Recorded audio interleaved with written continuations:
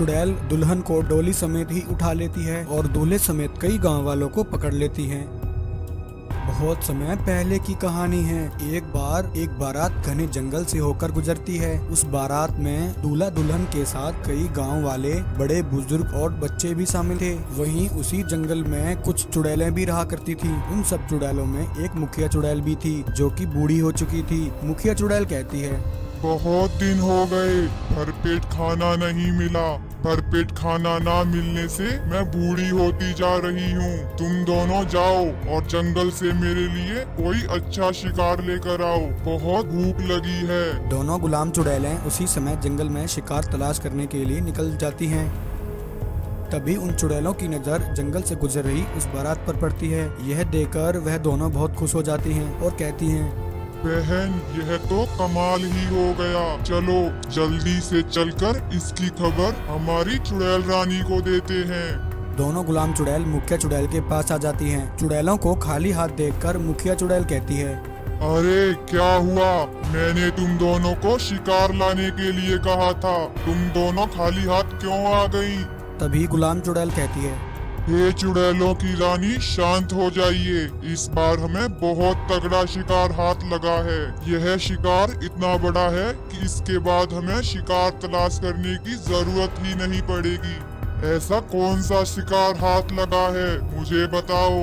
चुड़ैलों की रानी, पास के गांव से एक पूरी बारात इस जंगल से गुजर रही है। बारात में बच्चे, बूढ़े, जवान, बहुत से लोग शामिल हैं। ऐसा शिकार फिर कभी नहीं मिलेगा। चुड़ैलों की रानी, हमें इसी समय उन पर हमला कर देना चाहिए। इतना कहकर सभी चुड़ैलें उस बारात के सामने आकर उनका रास्ता रोक देती हैं और उन पर हमला कर देती हैं।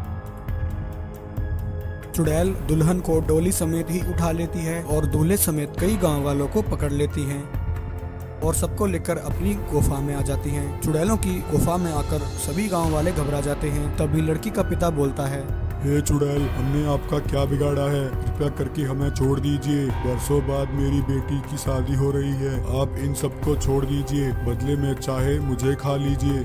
चुड़ैल कहती है, चुप हो जा बुड्ढे, मैं बहुत दिनों से भूखी हूँ। आज बहुत दिनों बाद इतना बड़ा शिकार हाथ लगा है और तू चाहता है कि मैं तुम सबको यहाँ से जाने दूँ? कभी नहीं। और बुड्ढे, तेरे अंदर तो बिल्कुल भी मांस नहीं है। तेरी हड्डियाँ खाकर हम चुड़ैलों का पेट नहीं भरेगा। वहीं उन गांव वालों की भीड़ में चीकू मुर्गा भी होता है। वह यह सब देख रहा होता है। चुड़ैल की बात सुनकर चीकू मुर्गा उसी समय वहां से भागता है। चीकू मुर्गे को भागते हुए चुड़ैल देख लेती है। वह अपनी साथी चुड़ैलों से कहती है, चुड़ैलो, वह देखो, एक मुर्गा इस भीड़ में से निकलकर भाग रहा है। जाओ पकड़ो उसे। गुलाम चुड़ैलें चीकू मुर्गे का पीछा करती हैं।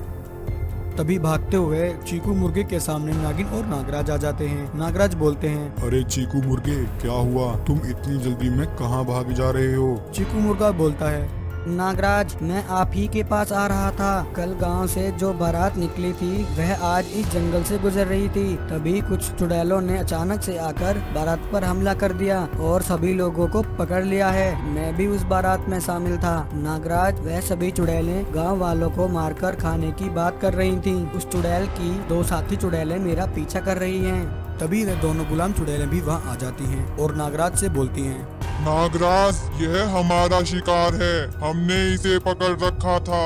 यह हमारी कैद से भागा है। तुम इसे हमारे हवाले कर दो।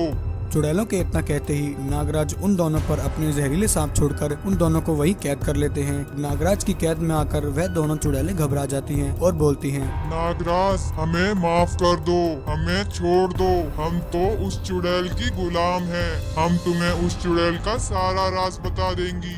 नागराज बोलते हैं, ठीक है चुड़ैलो, अगर तुम मुझे उस चुड़ैल का राज बताओगी तो मैं तुम दोनों को आजाद कर दूंगा। चुड़ैल कहती है, नागराज, चुड़ैलों की रानी बहुत शक्तिशाली है। उसे किसी भी प्रकार की शक्तियों से नहीं हराया जा सकता।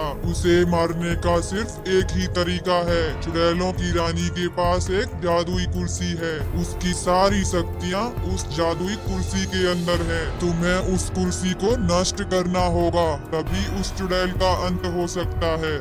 दोनों चुड़ैलों की बात सुनकर नागराज उसी समय उन्हें आजाद कर देते हैं। आजाद होकर वह दोनों गुलाम चुड़ैलें वहां से भाग जाती हैं।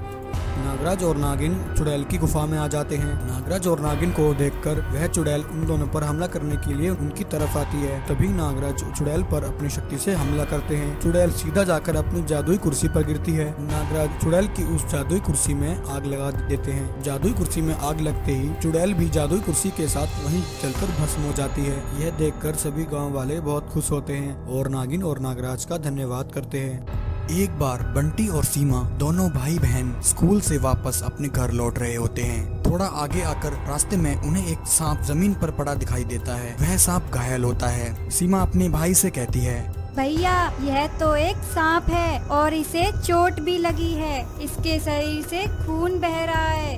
भैया अगर इसे हमने यहीं छोड़ दिया तो इसे चील कौवे खा जाएंगे। क्यों ना हम इसे अपने घर लेकर चलते हैं।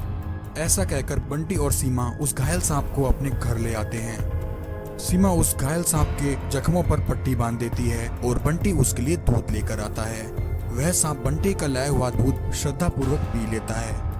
दूध पीते ही वह सांप अचानक से एक नागिन बन जाता है। वह नागिन कहती है, बंटी, सीमा, तुम दोनों बहुत ही नेक दिल और दयालु हो। तुमने मेरी जान बचाकर मुझ पर बहुत बड़ा एहसान किया है और मुझे नया जीवन दान दिया है। एक दुष्ट चुड़ैल ने मुझ पर हमला किया जिस कारण मैं यहाँ धरती लोक पर आ गई। बंटी, सीमा, तुम दोनों बहुत ही अच्छे हो। बताओ तुम्हें क्या चाहिए। तभी बंटी कहता है, हे नागिन माँ, हमें कुछ नहीं चाहिए। भगवान की दया से हम दोनों भाई बहन अपना गुजारा ठीक से कर लेते हैं। तभी नागिन देखती है कि बंटी और सीमा अनाथ हैं और वह दोनों बहुत ही गरीब हैं। वह दोनों मजदूरी करके अपना घर चलाते हैं।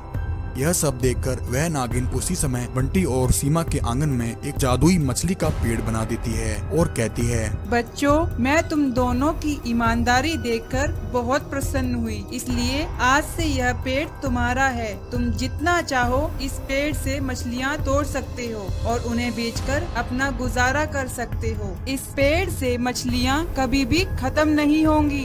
इतना कहकर वह नागिन वहाँ से गायब हो जाती है। बंटी और सीमा मछली वाले पेड़ को देखकर बहुत खुश होते हैं। वहीं एक दिन बंटी और सीमा मछली वाले पेड़ से मछलियां तोड़ रहे होते हैं। तभी पड़ोस का एक लालची व्यक्ति उन्हें देख लेता है। लालची व्यक्ति कहता है, अरे यह क्या, यह तो एक मछली का पेड़ है। कल तक तो इन भूखे भिखारियों के पास कुछ भी नहीं था, परंतु रातों रात इनके आंगन में यह पेड़ कहां से आ गया। लगता है यह कोई जादुई पेड़ है। मुझे इसका पता करना होगा। अगले दिन वह लालची व्यक्ति यह बात अपने एक मित्र को बताता है। भाई मैं सच कह रहा हूँ, मुझे तो वह कोई जादुई पेड़ लगता है। उस पेड़ से मछलियाँ कम ही नहीं होती। चलो भाई, आज हम उस पेड़ को ही उखाड़ लेते हैं और गांव में सबसे अमीर हो जाते हैं। वहीं उन दोनों की बात पास में खड़ी एक भूखी चुड़ैल सुन लेती है। चुड़ैल उन दोनों व्यक्तियों को पकड़ लेती है और कहती है, अरे ओ मूर्ख इंसानों, अभी तुम जिस पेड़ के बारे में बात कर रहे थे, मुझे बताओ कहाँ है वह जादुई मछली का पेड़। मैं बहुत भूखी हूँ। मैंने कई दिनों से कुछ नहीं खाया। जल्दी बताओ वरना मैं तुम दोनों को यहीं कच्चा चबा जाऊंगी। डर के मारे दोनों लालची व्यक्ति चुड़ैल को उस मछली वाले पेड़ के बारे में सारी बात बता देते हैं। रात होते ही भूखी चुड़ैल उस मछली वाले पेड़ को ढूंढने लग जाती है। तभी उसे एक आंगन में वह मछली वाला पेड़ दिखाई देता है। चुड़ैल कहती है, अरे वाह, वह दोनों व्यक्ति तो सही कह रहे थे। यह तो सचमुच में एक मछली का पेड़ है। इस पर तो ढेर सारी मछलियाँ हैं। मैं अभी इन मछलियों को खाकर अपनी भूख शांत करती हूँ।